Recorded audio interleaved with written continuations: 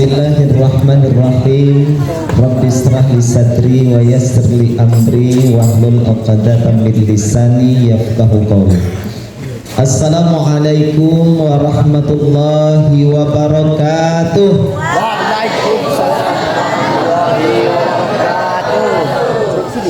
Udah semuanya menjawab, nah? Hah? Udah, belum lagi. Kita ulangi sekali lagi. Bismillahirrahmanirrahim. Assalamualaikum warahmatullahi wabarakatuh. Waalaikumsalam warahmatullahi wabarakatuh. Alhamdulillah. Bismillahirrahmanirrahim. Alhamdulillahirabbil alamin. Wal aqibatu lil muttaqin wassalatu wassalamu ala asrafil anbiya'i wal mursalin wa ala alihi wa ashabihi rasulillahi ajma'in. Asyhadu an la ilaha illallah wahdahu la syarika lah wa asyhadu anna Muhammadan abduhu wa rasuluh la nabiyya wa rasula ba'da amma ba'd. Allahumma salli wa sallim wa barik ala hadan nabiyil karim wa nahnu ala dhalika minas syahidin wa syakirin walhamdulillahi rabbil alamin. Qala Allah ta'ala fil Qur'anil karim, a'udzu billahi minasy syaithanir rajim. Bismillahirrahmanirrahim. Wa aqimus salata wa atuz zakata warka'u ma'ar raki'in. Atamuruna an-nasa bil birri wa tansawna anfusakum wa antum tatluna al-kitab afala ta'qilun wasta'inu bis sabri was salati wa innaha lakabira wa innaha lakabiratun illa 'alal khasi'in. Sadaqallahul adzim. Faqala Nabi sallallahu alaihi wasallam fi kitabil hadits, fa inna zakal hadis min kitaballah wa khairal hadi Muhammadin sallallahu alaihi wasallam wa syarrul umuri muhdatsatuha wa kullu muhdatsatin bid'ah wa kullu bid'atin dalalah wa kullu dalalatin finnar. Wa qala aidan as-salatu imaduddin faman aqama faqad aqamatin wa man taraka faqad hadamatin. Yang sama-sama kita hormati Ustaz Kepala Sekolah Ustaz Mardiantan SH SPD MPD, Masya Allah panjang. Ada rencana akan ditambah lagi luar biasa. Kepala Kantor Ustaz Alfi Khairi SPDI, Masya Allah. Ustadz Ustazah, kemudian karyawan-karyawati tata usaha SMPIT Cahaya Madani Lubot Skapiang. Nano satsiko alai mengerti bahasa Minang sadena? Ada yang tidak mengerti bahasa Minang? Hah? Ada yang tidak ngerti bahasa Minang? Ngerti semua? Bahasa lak kita? Hah? Lai mengerti nak? Ada dua lak kita son? Nama ada? Baik, alhamdulillahirabbil alamin. Yang paling istimewa sekali hari ini adalah anak-anak ustadz yang cantik-cantik, yang ganteng-ganteng. Nah, gagah-gagah sadena? Hah? Enggak dah? Enggak ada yang gagah segala? Siapa yang ganteng kira-kira?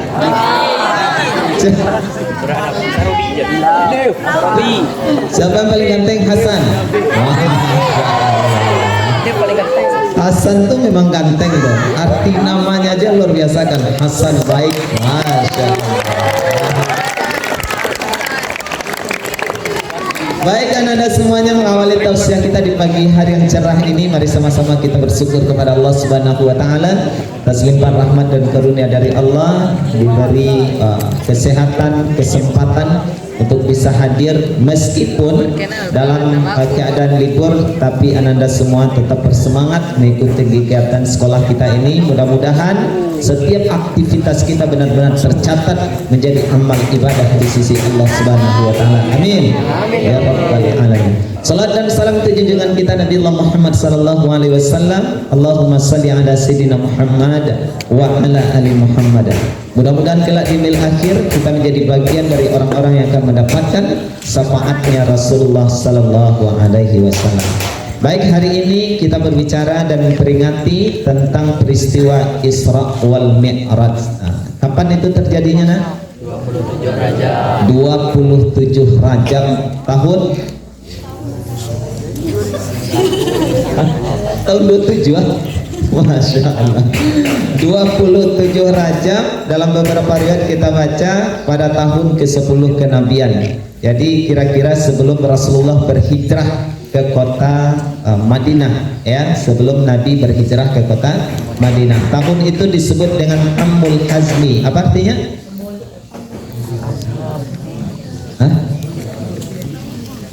Tahun, Masya Allah, luar biasa. Siapa ini anak yang soleh ini? Masya Allah. Saya nama anak? Rafa. Apa arti Rafa, anak? Apa artinya? Waiting for connection. Cek sebentar. Jadi anda semuanya yang dimuliakan Allah Subhanahu wa taala, kejadian Isra wal Mi'raj terjadi pada Amul Hazmi, tahun kesedihan. Karena pada saat itu Rasulullah sallallahu alaihi wasallam kehilangan orang-orang yang dia cintai. Jadi Nabi sedang berduka, sedang bersedih. Maka dalam keadaan bersedih dibawa tuh raun-raun. Bahasa orang sekarangnya apa tuh? Traveling. Dibawa traveling, ya. Dibawa raun oleh Jibril itu mulai dari Masjidil Haram menuju Masjidil Aqsa. Di mana Masjidil Haram itu? Masjidil Haram di mana? Di Mekah. Oke. Dari Masjidil Haram menuju Masjidil Aqsa. Di mana itu? Di Palestina. Berapa jaraknya? Berapa? Jarak Masjidil Haram ke Masjidil Aqsa kurang lebih sekitar 1416 km. 1416 km. Ditempuh jarak yang begitu jauh dengan waktu yang sesingkat-singkatnya. Secara logika tidak akan terkerjakan oleh Nabi dengan kendaraan yang ada pada saat itu, karena belum ada seperti kendaraan kita hari ini, nak, ya. Waktu di masa kejadian Isra Mi'raj itu belum ada kendaraan seperti kita hari ini. Belum ada Avanza, belum ada lagi, ya. Pajero belum ada lagi. Belum ada apa lagi, ya? Lamborghini, tahu Lamborghini? Itu belum ada lagi, ya. Apa yang ada pada saat itu? Kendaraan tercepat pada saat itu adalah kuda. Tahu Ananda berapa kecepatan kuda? Kuda berlari sekencang-kencangnya itu hanya bisa menempuh sekitar 70 sampai 80 km per jam. 70 sampai 80 km per jam. Jarak yang 1416 km itu bisa menghabiskan waktu kurang lebih 1 minggu atau 1 pekan. Ya, itu berangkatnya saja tuh, ya, dari Masjidil Haram ke Masjidil Aqsa. Tapi Rasulullah dengan mukjizatnya, dengan izin Allah, maka dia bisa menempuh kurang dari 1 malam. Masya Allah, ya. Berangkat setelah Isya, kembali lagi sebelum waktu subuh. Kurang dari 1 malam. Masjidil Haram, Masjidil Aqsa, belum lagi naik ke Sidratul Muntaha, menembus langit 1, 2, 3, 4, 5, 6, 7 sampai ke langit ke-7, didampingi oleh Jibril. Makanya dalam riwayat yang kita baca tentang peristiwa Isra wal Mi'raj, Nabi menggunakan kuda. Karena kalau dengan kuda tidak mungkin Nabi menempuhnya kurang dari 1 malam. Kayaknya nggak bisa jauh-jauh nih. Kalau menggunakan kuda itu tidak bisa ditempuh dengan waktu kurang 1 malam. Maka Rasulullah SAW menggunakan kendaraannya yang diberi nama Apa namanya? Pernah lihat buruk? Seperti apa gambaran buruk itu? Seperti kuda bersayap, bisa terbang? Bisa terbang dia, Masya Allah. Jadi dia seperti kuda, tapi ukurannya lebih kecil dari kuda. Lebih kecil dari kuda, lebih besar dari kambing. Kira-kira seukuran keledai. Nah, ya. Bukan kedelai, tapi keledai. Apa beda keledai dengan kedelai? Hah? Sama. Sama, nah. Oh, keledai hewan. Kalau kedelai? Oh, jenis kacang-kacangan. Oke, ya, luar biasa. Baik, anda semuanya, singkat cerita, maka Rasulullah menggunakan buraq. Apa arti buraq? Artinya apa buraq? Hah? Terbang. Buraq artinya terbang saat. Masya Allah. Buraq itu bilghatil Arabiyah, bahasa kitanya cepat seperti kilat. Nah, jadi buraq itu artinya bukan kuda, bukan terbang, bukan kambing, tapi arti buraq itu cepat seperti kilat. Berapa kecepatan buraq itu? Nah, buraq itu secara teorinya mengalahkan kecepatan cahaya. Karena yang paling cepat bergerak di muka bumi ini itu hanyalah cahaya. Tidak ada yang bisa mengalahkan cahaya. Berapa kecepatan cahaya secara teorinya? Ada yang tahu? Kecepatan cahaya. Nanti anda belajar di ilmu fisika itu. Kecepatan cahaya itu bisa menempuh sekitar 299.792.458 kilometer per detik. Oh, bayangkan tuh. Hampir 300 juta itu 1 detik saja, ya. 1 detik hampir 300 juta. Dan buraq itu kecepatannya mengalahkan kecepatan cahaya. Padahal secara teori, kalau ada benda yang bergerak mengalahkan kecepatan cahaya, maka dia pasti akan hancur. Tapi dengan izin Allah, Nabi Muhammad tidak hancur dia. Itu luar biasanya. Yang kedua, keistimewaan yang dialami oleh Rasulullah dari semua Nabi dan Rasul yang pernah diutus oleh Allah. Berapa jumlah Nabi kita? Yang wajib kita imani secara keseluruhan berapa? Banyak, ya. Berapa banyaknya? Berapa banyaknya? Nabi berapa semuanya? 100. Yo, 100 lebih, bakal lebih enak. Jumlah Nabi berapa nak? 100. Berapa?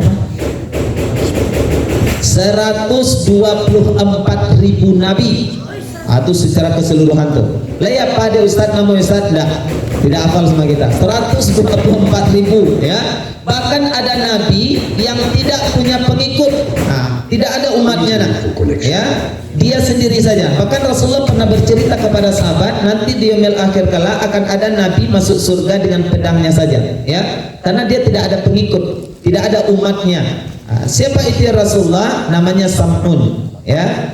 Orang sekarang namanya dirubah, bukan Sam'un. Sam'un itu nabi yang terkuat. Anda pernah mendengar kisah Samson? Pernah? Gambaran orang yang paling kuat bisa mengalahkan semua musuhnya disebut namanya Samson, ya. Samson itu diambil dari kisah Nabi, namanya Nabi Sam'un. Dia tidak punya pengikut, maka dia berdakwah tapi tidak ada yang mengikutinya, maka dia akan masuk surga seorang diri saja, kata Rasulullah sallallahu alaihi wasallam. Oke. 124.000 Nabi, 315 Rasul, tapi yang wajib kita imani 20, yang wajib kita ketahui 25 Nabi dan Rasul itu, ya. Kemudian di antara 124.000 itu tidak pernah satupun yang melakukan perjalanan hebat itu, hanya Nabi Muhammad saja. Itu luar biasanya, ya. Jadi Rasulullah mengalami peristiwa hebat itu dari Masjidil Haram menuju Masjidil Aqsa, kemudian naik ke Sidratul Muntaha. Sebelum dia naik, maka dia mampir di Masjidil Aqsa yang menjadi kiblat pertamanya umat muslim.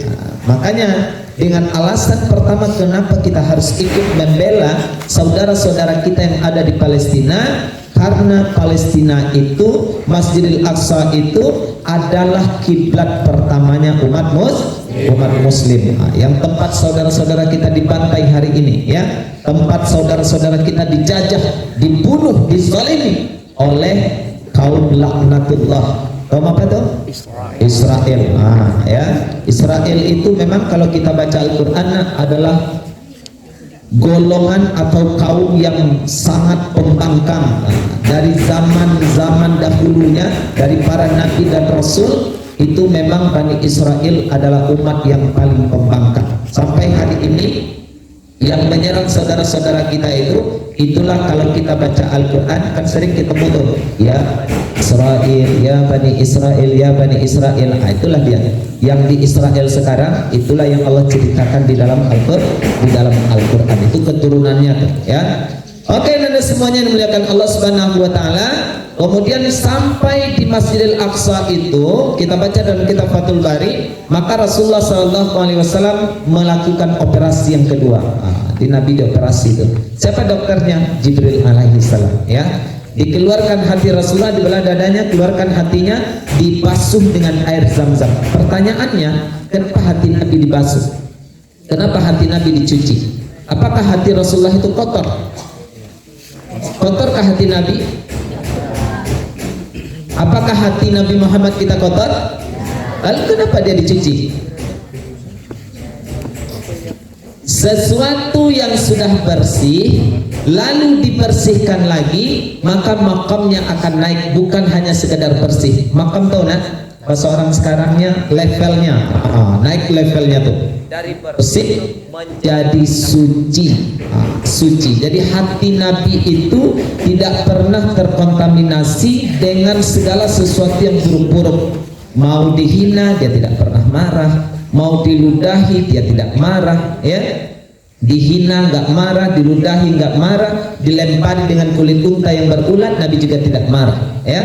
Pokoknya kalau yang berkaitan dengan pribadinya Rasulullah, Nabi tidak pernah marah, kecuali yang dihina, dilecehkan, yang diserang itu adalah agamanya, maka tidak ada balasannya kecuali dengan teriakan takbir.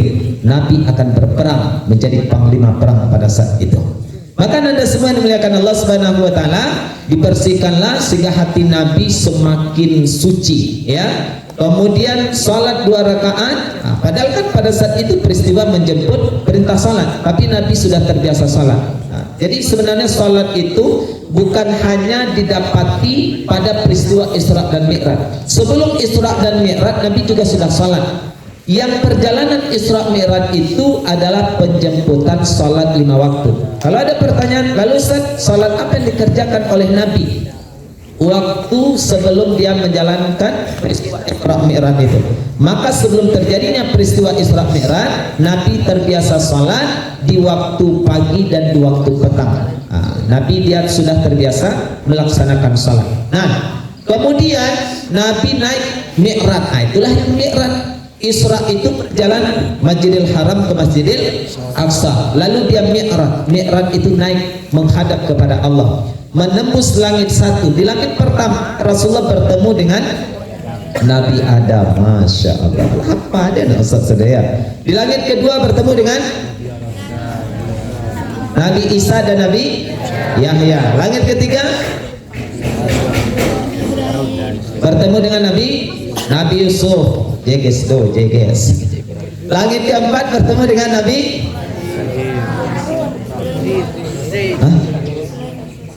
Langit keempat Idris. Luar biasa. Tepuk tangan untuk kawan Langit keempat bertemu dengan Nabi Idris. Langit kelima bertemu dengan Nabi Isa. Nabi Isa, tapi udah di langit kedua. Langit kelima Nabi Harun. Nabi Harun alaihissalam. Masya Allah. Langit keenam bertemu dengan Nabi Musa. Langit ketujuh, langit kedelapan Oh tidak boleh. Bertemu sama mana? Bertemu Allah. Langit itu 7 ya. Kita baca Al-Quran itu 7 lapis langit, 7 lapis ya. Di langit ke-7 bertemu dengan Nabi Ibrahim, Nabi Adam sebagai manusia pertama ya. Nabi Isa, apa kelebihan Nabi Isa? Hah?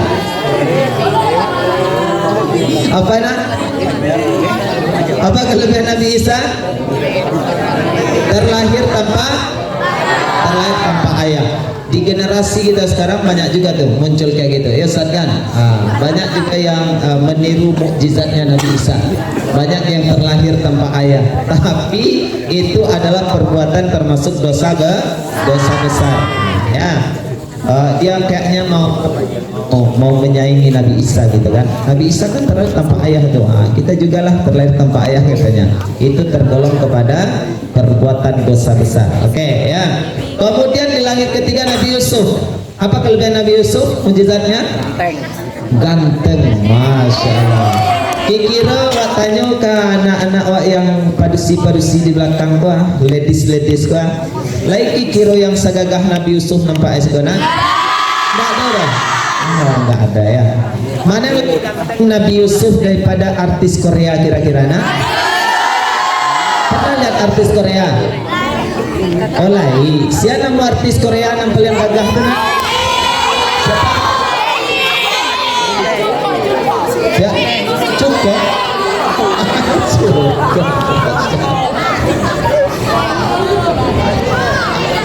Apa namanya jongkok?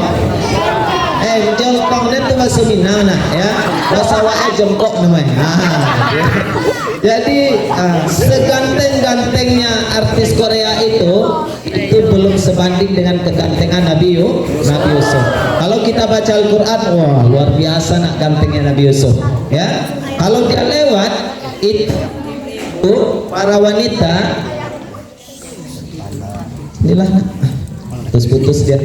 Kalau dia lewat ya, dipandangi oleh wanita pada saat itu yang sedang mengupas buah yang diperintahkan oleh Zulaikha itu bisa melukai tangannya sendiri. Bayangkan tuh, Masya Allah. Itu abang Nabi Yusuf kan. Karena kan kisahnya di Al-Quran seperti itu. Ketika Zulaikha tertarik kepada Yusuf, dia coba menggoda Yusuf. Yusuf lari, kemudian berita itu viral dia, cepat terdengar oleh orang kebanyakan. Diledek, dicemooh si Zulaikha. Masa Zulaikha cantik, kaya, ya, tergoda kepada Yusuf sebagai orang biasa, begitu ya. Kemudian kata Zulaikha, kalian sih nggak tahu gimana gantengnya Yusuf itu. Gimana lah Yusuf itu kan? Kalau kalian nggak percaya, besok datang ya ke istana, gitulah kira-kira ya. Datang ke istana. Lalu ibu-ibu para wanita pada saat itu penasaran, mana dia Yusuf, mana Yusuf? Nah, tenang dulu, tenang kata Zulaikha ya. Kalian pegang ini buah apel, kalian pegang nih pisau yang tajam ini ya. Untuk apa nih? Apa hubungannya dengan Yusuf? Nah, tenang saja kata Zulaikha ya. Nanti ketika saya perintahkan kupas tuh apelnya. Yalah kata ibu-ibu ini karena penasaran nih seperti apa Yusuf ya. Kemudian kata Zulaikha 1, 2, 3 kupas. Dikupaslah sama ibu-ibu nih kan. Sama wanita-wanita yang diundang nih ya.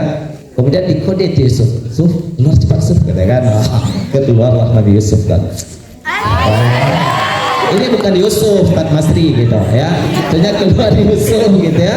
Keluar Yusuf, lalu kata ibu-ibu itu. Ternyata berlalu Nabi Yusuf, kemudian baru mereka bahasa Al-Qur'annya teraduh dia ya, karena sudah merasakan sakit. Buka ternyata tangannya. Tidak sadar ketika dia menatap ketampanan Nabi Yusuf. Dia memang sangat-sangat damban. Nah, begitulah kira-kira ya. Luka tangannya. Begitulah kegagahan Nabi Yusuf. Kata para ulama, itu Nabi Yusuf punya keindahan separuh dari keindahan dunia dititipkan di wajahnya. Masya Allah ya. Jadi separuh dari keindahan dunia dititipkan di wajahnya. Nabi Muhammad, dengar nih ya. Nabi Muhammad itu seluruh keindahan ada di wajahnya. Masya Allah. Kira-kira tampan mana tuh? Nabi Yusuf atau Nabi Muhammad? Ya. malu pak iya Nabi Muhammad ya Ustaz ya Ustaz Andi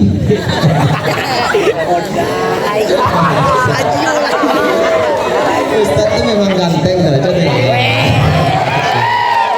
itu pedis namanya pedis oke ya baik kalau anda semua dah fokus ini ya oke nah maka itu kelebihan dan mujizatnya Nabi Yusuf yang ditemui oleh Rasulullah pada langit yang ketiga.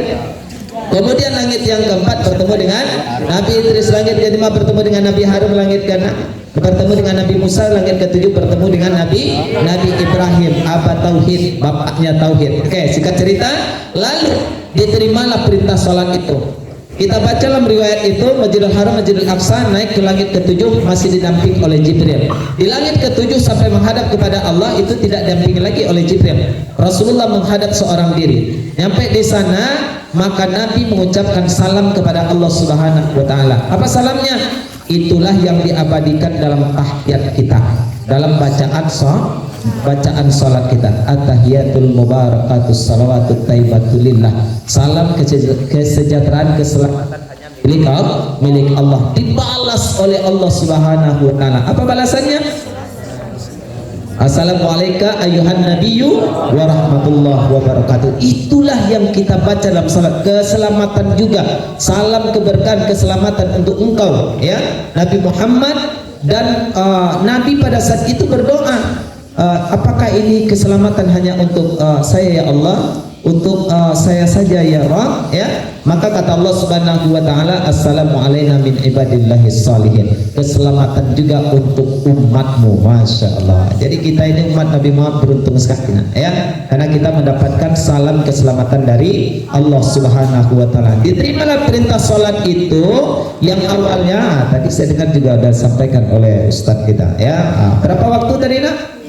50 waktu ya. Kemudian minta dispensasi lah karena memang disarankan oleh para nabi yang dijumpai oleh Rasulullah Sallallahu Alaihi Wasallam. Maka ada khilafiyah, perbedaan pendapat di kalangan ulama hadis. Ada menyatakan pengurangan itu 5-5, ada menyatakan pengurangan itu 10-10, sehingga akhirnya dapatlah sholat itu 5 kali sehari, 5 kali sehari semalam, yang menjadi barometer utama pembeda antara mukmin dan kafir.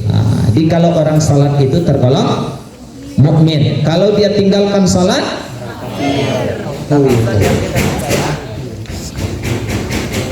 Ustaz yakin dan percaya insyaallah anak-anak Ustaz di sini semuanya terjaga sholatnya, betul?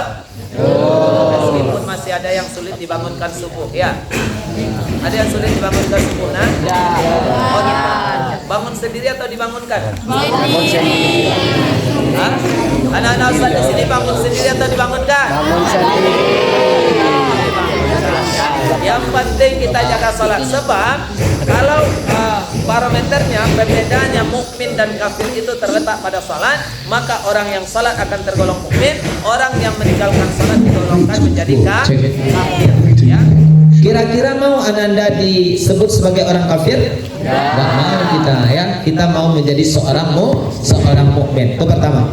Yang kedua, orang yang sengaja meninggalkan sholat.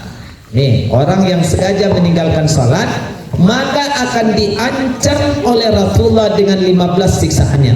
Berapa siksaannya? 15 ya, 15 siksaannya. Mana yang 15 siksaannya? 6 di dunia, 3 sakaratul maut, 3 di alam barzakh, 3 pada saat kita dibangkitkan di yaumil akhir kelak. Dunia, sakaratul maut, alam barzakh, sampai kita dibangkitkan tetap akan mendapatkan siksa dari Allah Subhanahu wa taala. Mana di dunia? Di dunia dicabut keberkahan umurnya. Semakin lama kita hidup, semakin tertutup untuk melakukan kebajikan. Jadi sedikit kita bisa berbuat baik kalau kita tergolong menjadi orang yang meninggalkan salat. Dicabut keberkahan rezeki kita, dicabut aura kesolehan dari wajah kita. Tidak mendapatkan doa dari doa orang-orang yang soleh. Amalan kita yang lainnya tidak diterima oleh Allah Subhanahu wa taala, lalu akan dibenci oleh banyak orang. Itu 6 siksaannya di atas dunia. Ingat ya baik-baik. Nanti insya Allah ada pertanyaan di akhir, ada bonusnya nanti. Gitu ya. 6 tadi, 1 dicabut keberkahan umurnya, yang kedua dicabut keberkahan rezekinya, dicabut aura kesolehan dari wajahnya, kemudian tidak mendapatkan doa dari doa orang-orang yang saleh. Kan banyak tuh umat muslim yang berdoa, Allahumma ighfirlil muslimina wal muslimat wal mu'minina wal mu'minat. Orang yang tidak sholat tidak dapat dia pengampunan itu, ya. Kemudian amalannya tidak diterima oleh Allah. Kemudian yang keenam, akan dibenci oleh banyak orang. Itu siksaannya di atas dunia. Nanti pada saat sakaratul maut dia dapat 3 siksaan. 1, merasakan haus bersangatan. Merasakan haus yang bersangatan. Meskipun diberi minum sebanyak-banyaknya, maka rasa hausnya tidak akan hilang. Siksaan untuk orang yang meninggalkan sholat dengan sengaja.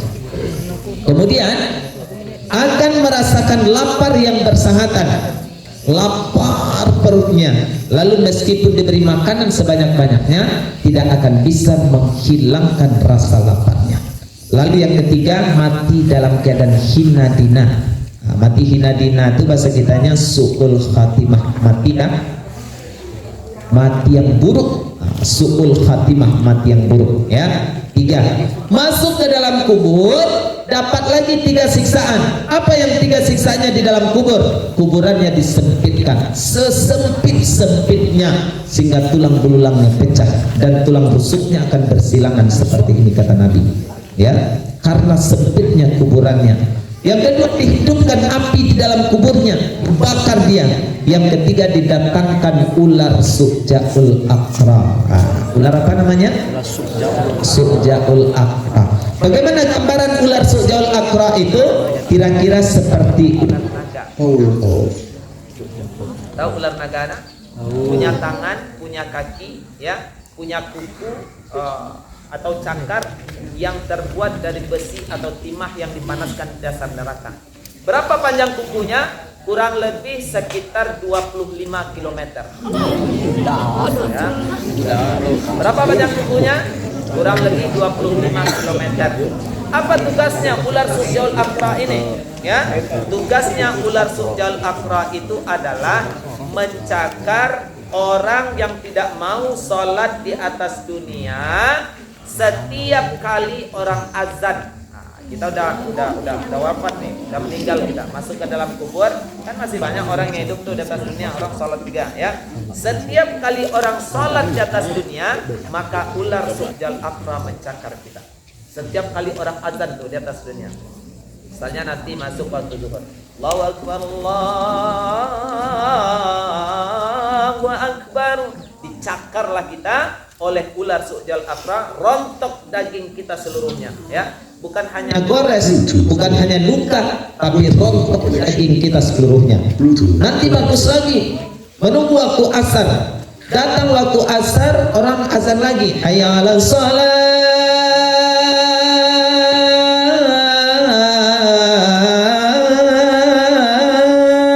Mari kita sholat, dicakar lagi kita, rontok daging kita, nanti bagus lagi.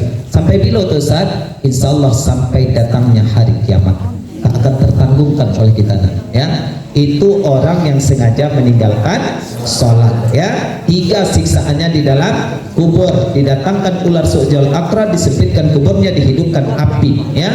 Nanti waktu saat dia dibangkitkan di yaumil akhir kelak, dapat lagi 3 siksaan. Tertulis di dakinya, wahai orang yang dikhususkan dengan kemarahan Allah, dengan kemurkaan Allah, wahai orang yang dibenci oleh Allah. Tertulis apa itu bacanya? Kafir, tercatat dan tergolong kita menjadi orang-orang kafir. Terakhir dimasukkan kita ke dalam neraka. Neraka apa namanya, nak? Orang yang tidak sholat neraka apa namanya? Jahannam. Anda baca Al-Quran surah Al-Mudassir, ma salakakum, masya Allah. Kalau berhadapan dengan hafiz-hafizah ini luar biasa, ya. Ma salakakum fi saqar, qalu ma salakakum fi saqar, qalu lam naku minal musallin ditanya oh ya, besok ternyata bisa berdialog tuh antara penduduk surga dan penduduk neraka. Bisa cerita-cerita ya. Nanti ditanya sama besti kita kan, ada besti kita masuk neraka misalnya kan, wahai besti, masalakakum fis sakar, apa yang menyebabkan kalian dilemparkan ke dalam neraka sakar? Mereka akan menjawab, qalu lam naku minal musallin, kami dahulu di atas dunia orang-orang yang tidak mau mengerjakan sholat. Masya Allah. Gimana tampaknya nak? Namanya neraka sakar. Itu jelas orang yang meninggalkan sholat. Kalau dia sudah sholat tapi lalai dari sholatnya, masih terancam juga tuh. Apa nerakanya? Neraka wil ya. Neraka wil itu untuk orang yang sudah sholat tapi lalai dari sholatnya. Mana orang yang lalai dari sholatnya? Sholat subuh jam 5 misalnya, dia sholatnya jam setengah 6 atau jam 6, lalai. Sholat zuhur setengah 1, dia sholatnya jam 2 atau setengah 2, lalai dari segi waktu. Lalai dari segi melaksanakan, dia sholat tapi hatinya nggak hadir tuh ya. Pada saat dia sholat pikirannya melayang-layang tuh, itu orang yang lalai dari sholatnya. Sampai terkadang dia lupa dengan bilangan rakaat sholatnya. Pernah nggak kita gitu tuh? Kira-kira berapa ya? 3 atau 4 nih? 3 atau 4. Itu kerjanya talbis iblis tuh ya. Tipu daya iblis melalaikan kita dari sholat kita. Yang ketiga, lalai setelah mengerjakan sholat. Nilai-nilai yang terkandung dalam sholat tidak teramalkan dalam kehidupan kita. Dalam sholat kita diajarkan disiplin tepat waktu, karena sholat adalah ibadah yang ditentukan waktunya oleh Allah Subhanahu wa Ta'ala, teratur dia. Maka orang yang sholat konsekuensinya akan disiplin dalam kehidupannya ya. Dia sholat tapi tidak disiplin, berarti belum teramalkan tuh nilai sholatnya. Dia sudah sholat tapi tidak menutup aurat dengan sempurna. Tidak ada di sini ya. Sini sudah menutup aurat dengan sempurna insyaallah ya. Dia sholat tapi hak orang lain masih termakan oleh dia. Ini kehidupan asrama biasanya nih ya. Jatah kita ngambil lauk, ngambil sambal itu 1 potong. Lalu saat kita duluan makan kita ambil 2 tuh. Sehingga teman kita tidak kebagian ya. Ini biasa nih kehidupan di asrama. Tapi bukan asrama kita di sini ya. Sini kan orang-orang amanah semuanya, orang-orang jujur semuanya. Insyaallah ya. Jadi kalau seperti itu berarti belum teramalkan nilai-nilai yang terkandung dalam sholat ya. Yang terakhir yang paling penting dari implementasi nilai sholat itu adalah perubahan sikap, perubahan akhlak. Sholat yang benar akan mengantarkan diri seseorang memiliki akhlakul karimah. Jadi semakin baik sholat seseorang, insya Allah semakin baik akhlaknya. Akhlaknya kepada Allah, akhlaknya kepada sesama manusia, kepada orang yang lebih tua, kepada yang sebaya dengan dia, kepada yang lebih kecil, itu terlihat akhlaknya ya. Bagaimana dia menghormati orang lain, bagaimana dia menghargai ustadz-ustazahnya, bagaimana dia hormat kepada orang tuanya, bagaimana dia menyayangi adik-adiknya. Maka semua berawal dari kesempurnaan sholatnya. Kalau sholatnya sudah baik, insya Allah melahirkan akhlak yang baik. Tapi kalau sholatnya belum sempurna, insya Allah maka dia juga tidak akan sempurna akhlaknya. Kalau di luar sana tuh ya, sini kan tidak ada ya, yang mulai misalnya tertarik dengan lawan jenisnya ya, atau istilah orang sekarang pacaran, dia sholat tapi pacaran lanjut juga, maka itu berarti sholatnya tidak sempurna ya. Maka Anda semua mari kita terus belajar bagaimana kita menyempurnakan ibadah sholat kita. Lalu yang paling penting adalah sholat yang kita usahakan itu, yang kita kerjakan mampu membawa diri kita memiliki akhlakul karimah. Itu yang paling penting ya. Karena orang dulu di masa Rasulullah SAW itu tercermin bahwa Islam sesungguhnya adalah rahmatan lil alamin. Mulai rahmatan lil alamin itu dari diri kita. Jadi orang lihat kita itu senang aja gitu ya. Dulu orang lihat Nabi dan akhlak Nabi bersahadat, begitu mulianya Islam. Orang lihat akhlak sahabat itu bersahadat, mau orang masuk Islam ya. Orang sekarang lihat Islam yang terbayangkan oleh dia adalah teroris. Lihat Islam teroris, lihat orang bercadar teroris. Kenapa? Tidak tercermin terkadang dari akhlaknya, kesehariannya, tingkah lakunya. Maka salat sejatinya akan mengantarkan kita menjadi orang yang lebih mulia akhlaknya. Kemudian apa lagi? Salat yang benar akan mencegah diri kita dari perbuatan keji dan perbuatan mungkar. Al-Quran surah ke-29 pada ayat yang ke-45, Utslu ma uhiya ilaika minal kitab, bacalah apa yang telah diwahyukan kepadamu dari kitab. Berarti kita Al-Quran tuh, baca Al-Quran, kemudian amalkan isi kandungannya. Wa aqimis shalah inna sholata tanha 'anil fahsya'i wal munkar.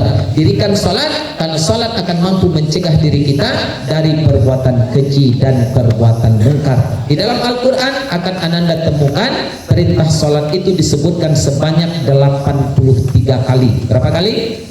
83 kali perintah salat. 27 diantaranya itu bersandingan dengan kata zakat. Menurut ulama tafsir, kenapa tiap kali kita baca aqimis shalah dalam Al-Quran diiringi dengan kata zakat?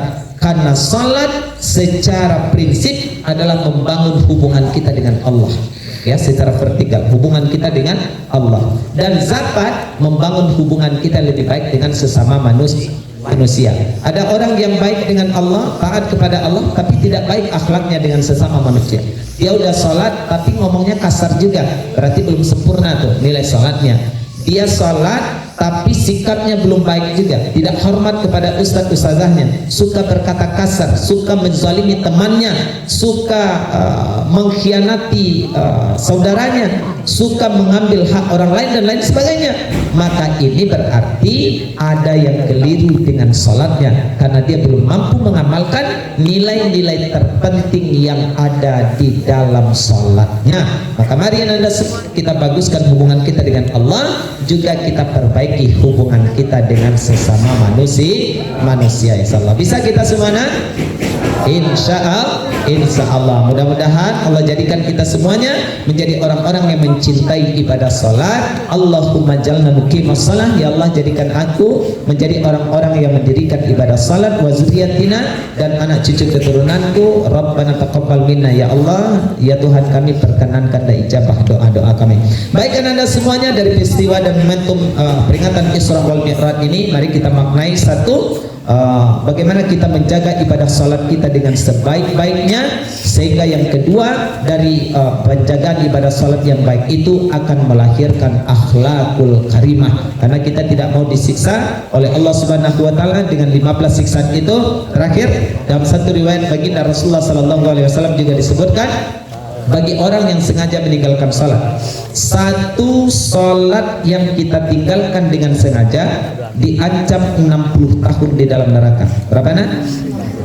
Satu salat yang kita tinggalkan dengan sengaja 60 tahun di dalam neraka. Satu hari di neraka 1000 tahun di dunia. Sehari di neraka 70 kali berganti kulit kita. Masya Allah, tak terbayangkan oleh kita, ya. Maka oleh karena itu, mari kita perbaiki, kita jaga ibadah salat kita. Kalau kita sudah menjaga salat 5 waktu, tapi belum mampu memberikan pengaruh terbaik dalam kehidupan kita, maka mari kita tingkatkan kualitasnya. Sallu kama ra'aitumuni usalli. Salatlah kalian sebagaimana melihat aku salat, kata Rasulullah sallallahu alaihi wasallam. Mudah-mudahan sekali lagi kita kepada Allah Subhanahu wa taala, mudah-mudahan Isra dan Mi'raj ini mampu kita maknai bukan hanya tentang kewajiban salatnya, tapi lebih kepada bagaimana kita mengimplementasikan nilai-nilai salat dalam kehidupan kita. Al-Quran surah Al-Ma'arij surah ke-70 dalam Al-Quran, Allah menyebutkan salat yang baik itu adalah salatun daimun. Apa itu salatun daimun? Yang continue, berkelanjutan, ya, yang kita amalkan secara 24 jam. Secara syariat 5 kali sehari semalam, tapi implementasinya kita butuhkan 24 jam. Demikian, terima kasih, bila taufiq wal hidayah wa ridha wal inayah. Wassalamualaikum warahmatullahi wabarakatuh.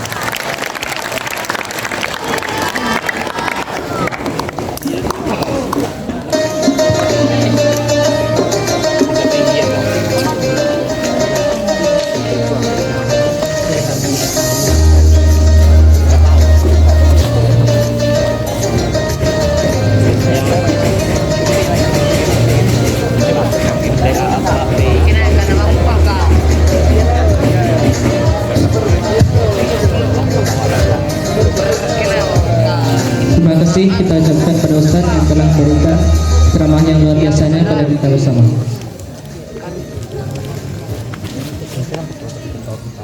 Selanjutnya sesi tanya jawab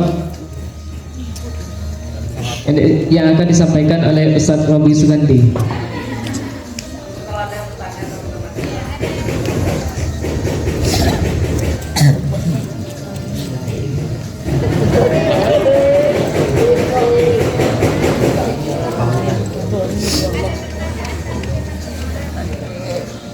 Adakah yang bertanya teman-teman?